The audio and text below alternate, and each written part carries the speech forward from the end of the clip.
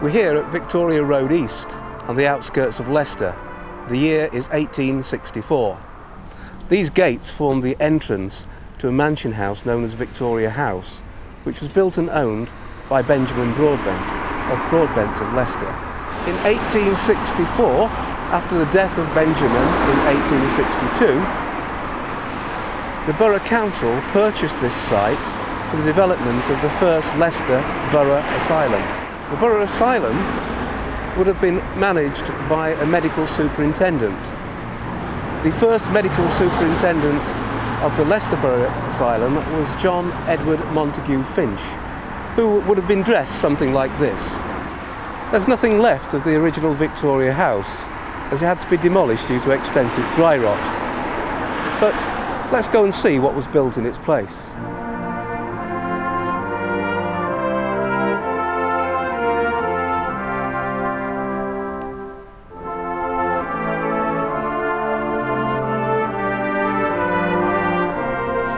So here we are at the first Borough Asylum. It was designed by Edward Loney Stevens, who was the Borough Surveyor.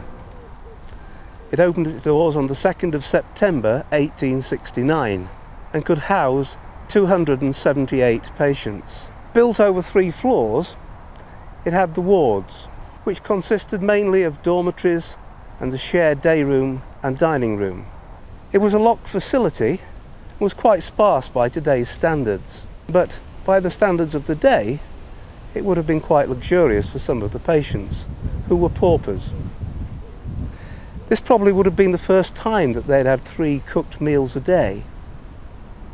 And medical care was also provided, of course, by the medical superintendent. And again, before the days of the NHS and the welfare state, this would have been quite an improvement in their lives. Medical care was also given, of course, to the staff, because equally they would not be able to afford private health care as it was at the time. There was a male and a female infirmary for patients who were physically ill. The records show that in the early days, the medical superintendent, John Finch, actually removed a female patient's breast because of breast cancer. From the very beginning, the emphasis was on treatment, not just containment. And this building also contained the workshops and the laundries and the tailors' shops and the kitchens. And these were things where the patients would have come to work alongside the staff that worked in them. The building didn't just house the wards and the workshops, of course. It was, in fact, the home of John Edward Montague Finch. He remained here from its opening in 1869 to 1911, 42 years of service. He never married. But his legacy is all around us. He was a keen botanist, and it's quite likely that a number of these trees that you see are actually been selected and put here by John Finch.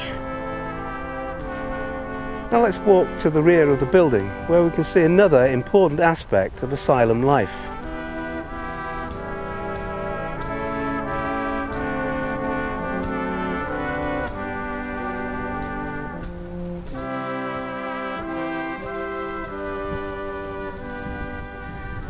Spiritual care was as important as physical care.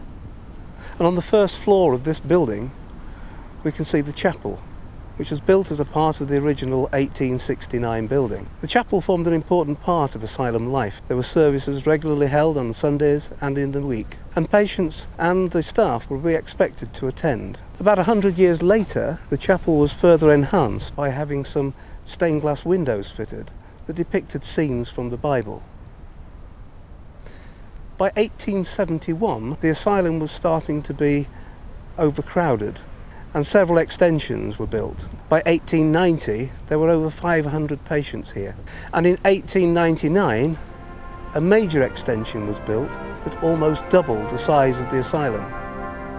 If we walk to the east of the site, we can take a look at that.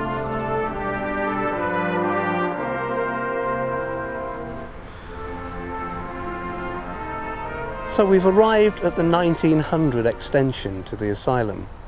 It was designed by George Thomas Hine and built by William Moss and Sons of Loughborough.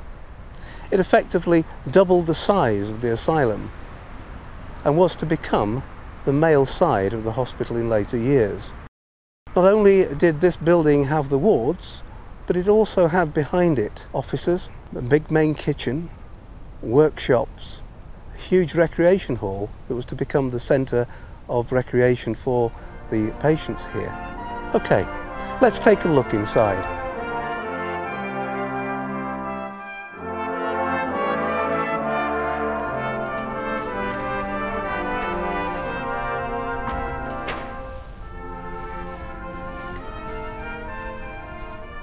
In day-to-day control of the nurses in the asylum would have been a matron, who in 1900 would have looked a little like this. Good morning, matron. Good morning, sir.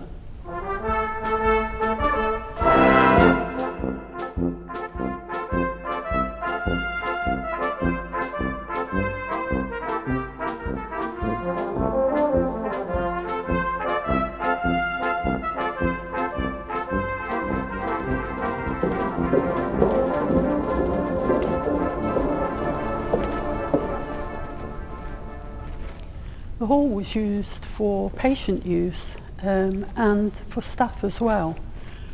I can remember many happy hours playing badminton here in the evening, and being here today, I wonder how many of the shuttlecocks are still on the ledges up there.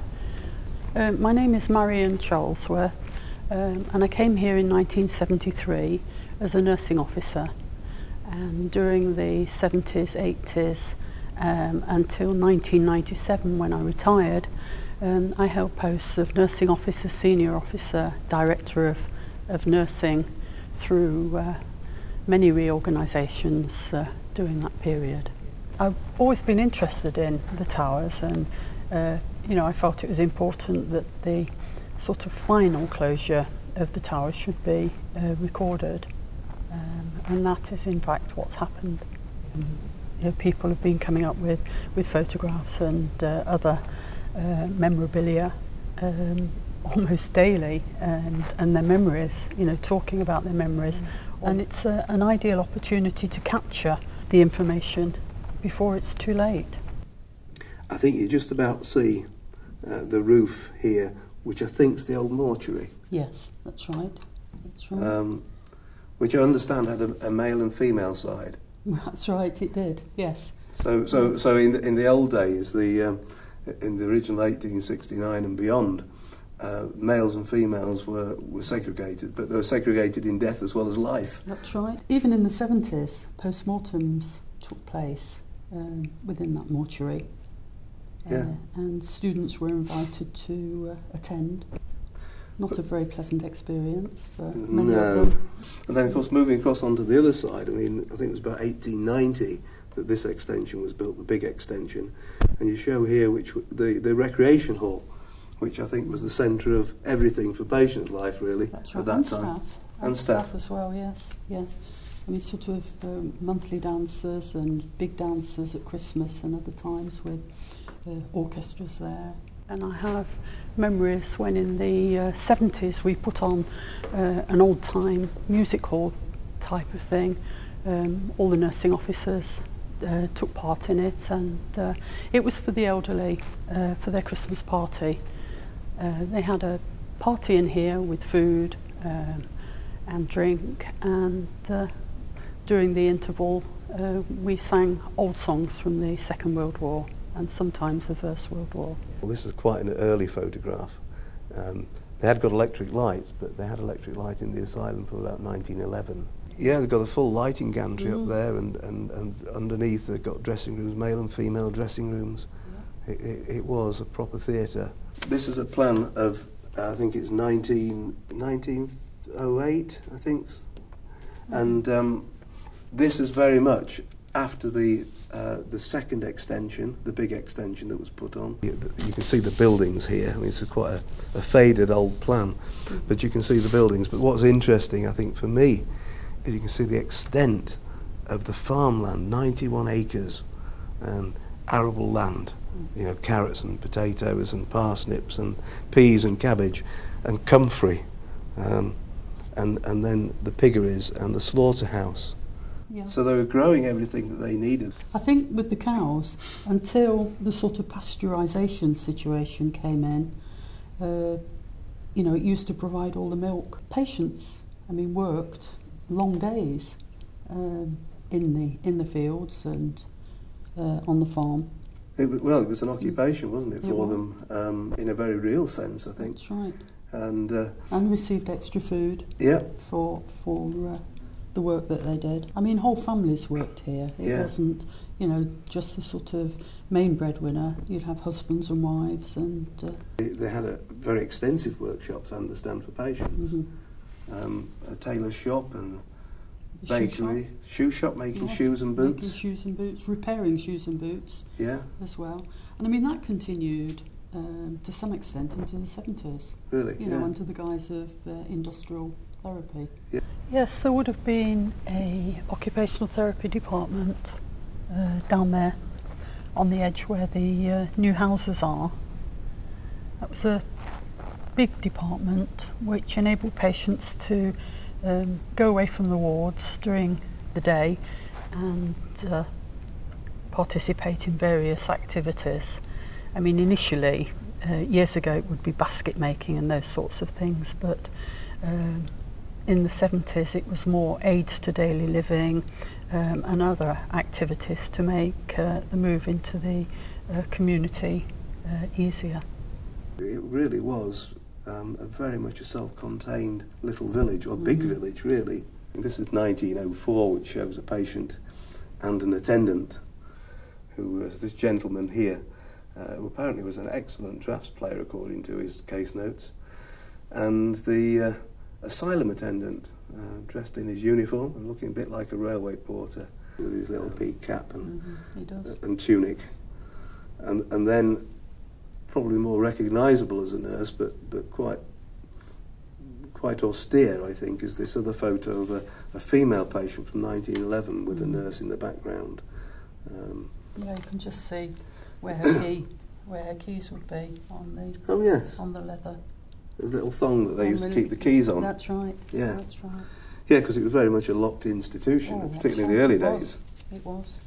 Interestingly as well, I mean, every patient who came in from the beginning had their photograph taken. Yeah. And it was only, I think, in the 60s that they stopped taking photographs of patients on. In the First World War, 3 of the medical superintendents, assistant medical superintendents, were actually called up in the war. In fact, they volunteered, I think, for commissions in the army, and one of them never came back. The Second World War, a big difference, because obviously it was feared that the war would come to the country, and that was not the case in the First World War. So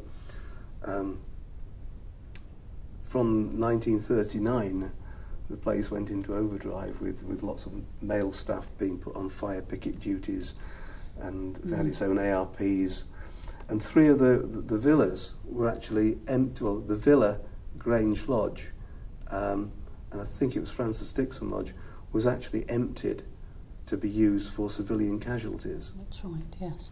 But in fact, they overreacted, I think, because there's a record about 3 months later of 2 of them being put back into use, patient use. Yeah. In the very early days, even married staff, if they were married and got families living outside, they had to live in and they had to have leave of absence to go home at weekends, which seems a bit strange today. But in 1932, they built and opened up the nurses' home. And I've got the original plans here, which looks very much like the nurses' home we know today. On the top floor, on the east wing, you've got reserved bedrooms for night nurses. But interestingly, on the ground floor, you've got an officer's quarters, and these just didn't have bedrooms. They had little mini suites with a bedroom and their own little sitting room attached. Yeah. And then for the sisters and the sisters and the senior staff. Yeah, and the home sister, because there would be a sister who would be in charge of the nurses' home. And she had her office here, look, as you come in, just guarding the entrance so that seeing everything. People were not just allowed to wander in and out at will. But the officers themselves, they also had their own little sitting room, a private sitting room. Whereas everybody else here, of course, just had one room, one bedroom. And then they had communal rooms, including a recreation room and a dining room and a kitchen. This is where their food was cooked for them. Yeah, but there would also be, within the towers, a separate dining room. Yes. And again, separated by rank or grade.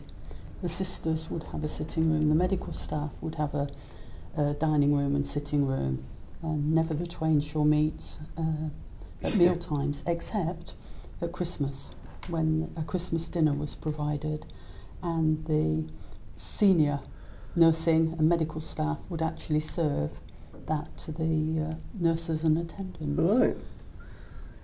Obviously, physiotherapists, that's in the physio department. There's an old 1960s physio bench there. That's right. A patient looking like he's receiving physio. Mm-hmm.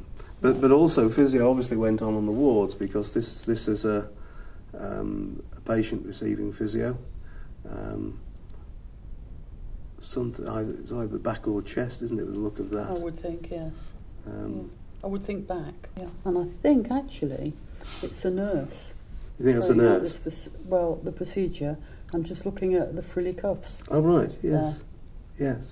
Again, is the late 60s, 70s. Dormitory, and look how closely the beds were. That's right. Very little in the way of privacy. Yeah. And I mean, sometimes you also had beds down the middle area here. The infamous Z beds, communal wardrobe. Yeah, cast iron beds. Cast iron beds, yes. Here, you could have been here for months. That's and right. You were sharing your lives with people, yeah. and you were living cheek by jowl. That's right. I mean, no curtains. Nothing. Obviously, there were screens available, but I mean, I think that patients would be expected at this particular time to get up in the morning and then not return to this area, until they went to bed at night.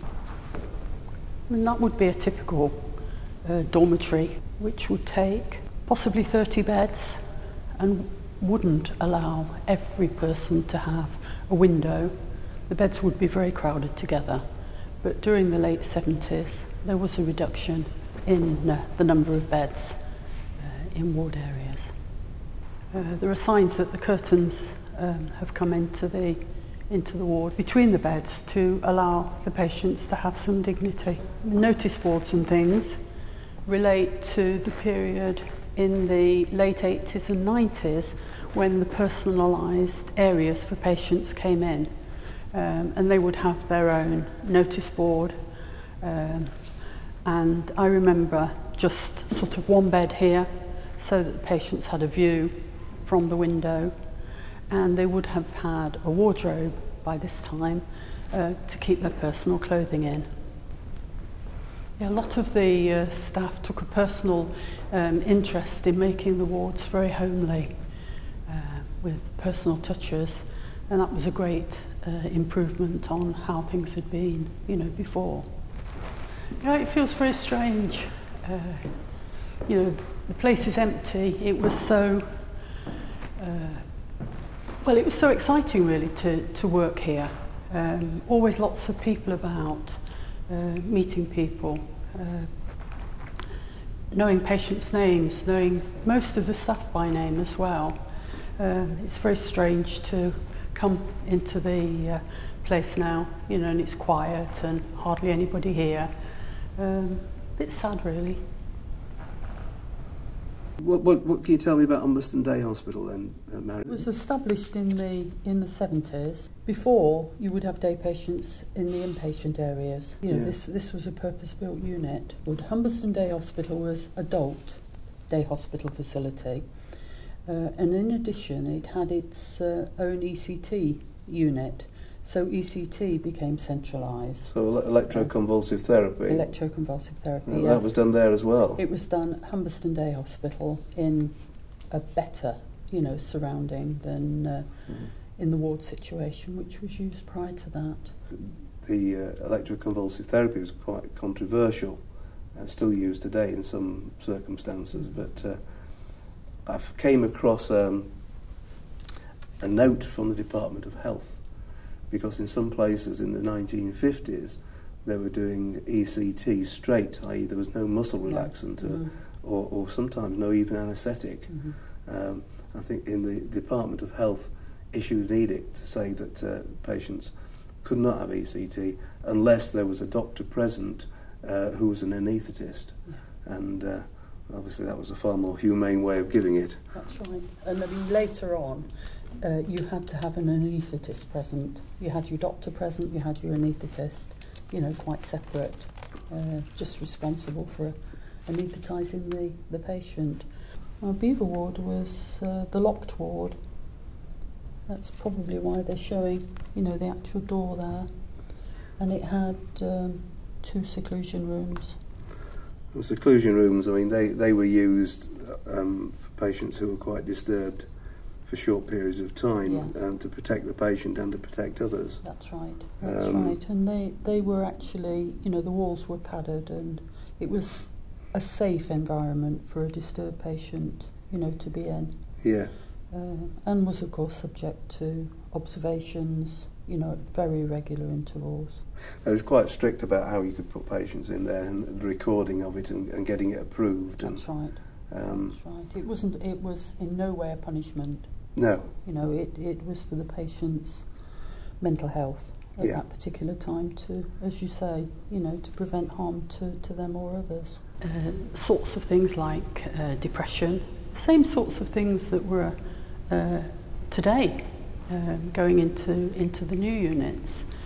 Depression, patients with psychotic episodes, the elderly with dementia, a real mixture. And the famous corridors. All the hospitals, of course, all the traditional mental hospitals had these huge, great long corridors that ran, I mean, the case of Rampton ran for a mile down the centre. Right. I mean, during the day it would be extremely vibrant, people on the corridors, staff on the corridors. We're talking about situations when it was pre-Porter Day, so nurses would be going to the pharmacy, nurses would be taking patients to physiotherapy, occupational therapists would be around, there would be the workmen, because there was, you know, always constant maintenance work going on. Everybody would know everybody by name. You know, many of the staff had been here many years. What's interesting for me about these corridors is there's a kink in the corridor, so you don't get this total view straight the way down. In a lot of the hospitals it was one just straight corridor all the way down. Yeah. Some had bicycles provided for them. Yeah. This was my office here, sort of right in the middle of the hospital. I was responsible for nursing care of all the patients, responsible for ensuring that things like training was available on the wards in conjunction with the education department. Latterly, words like quality came in, and I had that responsibility too. So we're talking about 400 or 500, between 400 and 500 full-time equivalent nursing staff at the time, which is very different from when it first opened, with you know, numbers, almost single numbers, to look after many more patients. But we're moving away from the chairs in line to having more informal grouping. That's right. Yes. That's right. Yeah. Yeah. I mean, at the end of the day, as I said, patients were here for a long time. This was their home, and we needed to make it homely for them. That's right. Yeah. It had stopped, hopefully, becoming an austere place of containment to one of treatment. Although, again, even in the early days, there was attempts to treat and to cure. They didn't call it cure. People were discharged as having symptoms relieved. But yeah. There's a lady in the WRVS uniform. Yes. There, a male nurse in a white coat. I remember them well. Yeah. Yeah. Derby and Joan Club, so I presume they had their own Derby and Joan Club here as well. Yes, they did. And this is in the back of the old recreation hall. Yeah, I can see the panelling there. Yes, that's right, and the blue velvet curtains. Yeah. And bingo? Oh yes, bingo was the old favourite. That's right, always popular, isn't it? The old favourite. Yeah. But what's interesting here is the organ in the chapel. I wonder what happened to that. Because it's quite small, but it's a very nice pipe organ. That's right. I mean, from memory, I think it required a lot of money to be spent on it. I know of one couple, members of staff that married there. They had a special licence for the chapel to be used. That's right. The 2nd of July 1988 has got to be one of the happiest days of our lives. Jane and I were married in the chapel at the Towers Hospital. And I remember saying my vows, and I don't know if they'd been stood there for a long time or what, but I remember hearing the chapel door squeak, and then there was some people, domestics mainly, wasn't it? During the service, all of a sudden there's a as the door opens, and it was actually the two domestic supervisors popped their head round to see what was going on. There's, ooh, and there's like, ooh, and then there's a creak of the door as it closes again. And of course, that was on the video, and that just adds to it, doesn't it? It does. And also when these photos were taken outside Swidland ward at the time, it's harder to get down there obviously now because of all the building work, but if I went down there I could still see that day when I go down there and look, and I can remember people in Beacon's Window, Charnwood Ward's window and Swidland Ward's window all staring out of the window looking at us, and that was staff and patients. They came down mingling with us whilst we had our photos. People just coming and saying, what are you doing? Oh, doesn't she look beautiful? I think for many members of staff in particular, they worked here for many years and were part of the Towers, and they want closure. They want to be able to say, well, I worked there for a long time and now I want to be part of the finish of the Towers. I want to be present at that particular time. I think the Towers Hospital is of great historical significance and importance for Leicestershire. The first borough asylum was here. The first attempts in Leicestershire to actually treat people with mental illness as opposed to locking them up in poor law institutions or prisons even. And over the years, the hospital did pioneer quite a number of different things, and I think it's important to pick that up. Clearly, as unfortunately with all mental hospitals, there have been incidents in the past that are not so glorious, with patients being injured or worse.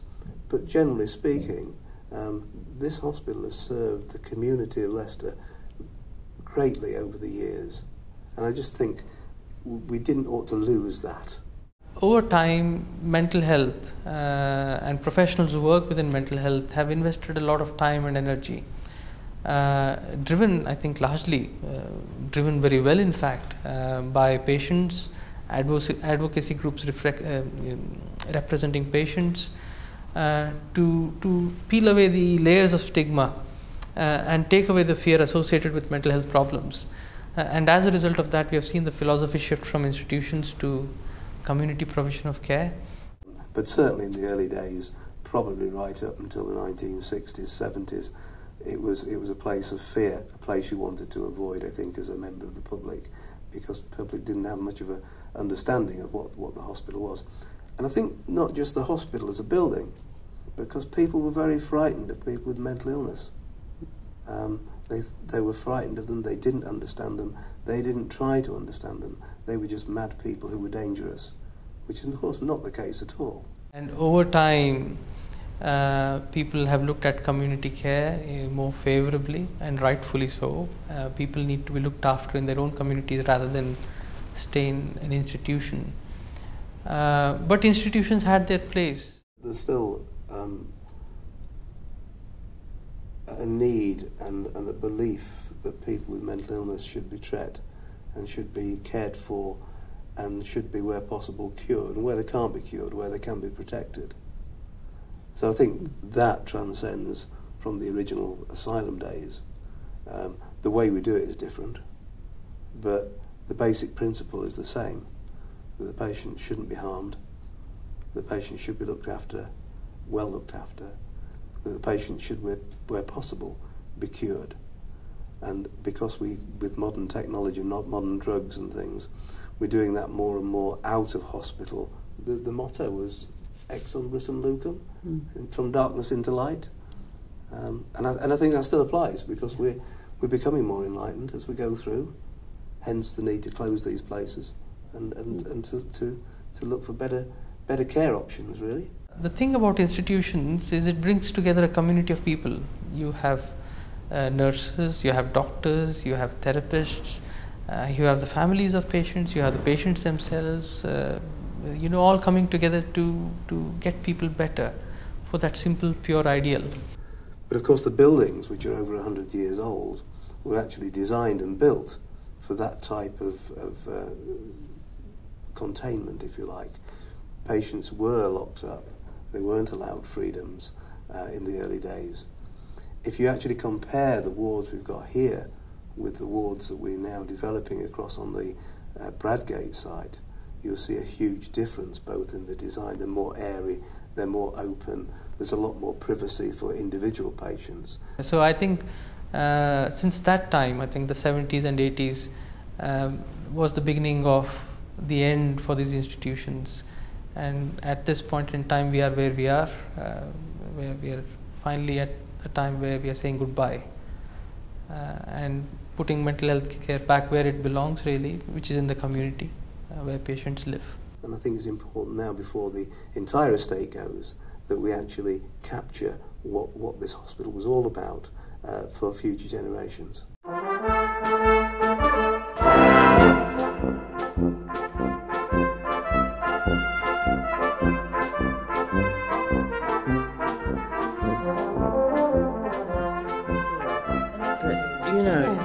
A lot of people thought, oh, the towers, lunatic asylum. Oh, that's right. That's a no-go area, because people years ago could have been put away for having a baby out of wedlock. Yeah. And I know a mother and a daughter were here for a time, and the only reason she was in here because she had a baby out of wedlock. No doubt about it. I've known another one. Now, each unit, each of the 5 units, had their finances divided down to ward level, and it was up to the nursing officer of that unit to decide things like painting and decorating of wards. Yes, I was here from etc. 1970 to 1979. I think the most significant change was really in the types of medication that were being used, because at that time they were beginning to get new drugs in, and there were 2 things here also that were developed. 2.5. I think 2.5 years I worked in the towers. The matron at that time was very strict. We all had to be in by 10 o'clock. And if you were later than 10 o'clock, climbed over the gate. When I was courting Median, then, well, we went somewhere, it was always later to pull it down or something like that. I had to climb over the gate. You couldn't more or less speak out or speak to them like I could, to the people I've got now. That's where I've got to say that the trust have moved on a long way. But he would talk about what he'd been doing. There's still a lot more and to do. He used to get quite, shall we say, aggravated about the laundry. There was a laundry system that he had to oversee, I think, or get involved in, and that used to be a topic of conversation. I think if it was happening now, then yes, a lot of things would be queried a bit more. But I just look at it, if I hadn't come in here and had that treatment, where would I be now? There has been some controversy over ECT. I think at the time, was it that they did it, too much, and was it really necessary? And to try and encourage visitors, we had a patients' activity. We invited the relatives to come onto the ward once a month and have tea and cakes and whatever with the patients. And we had bus trips out.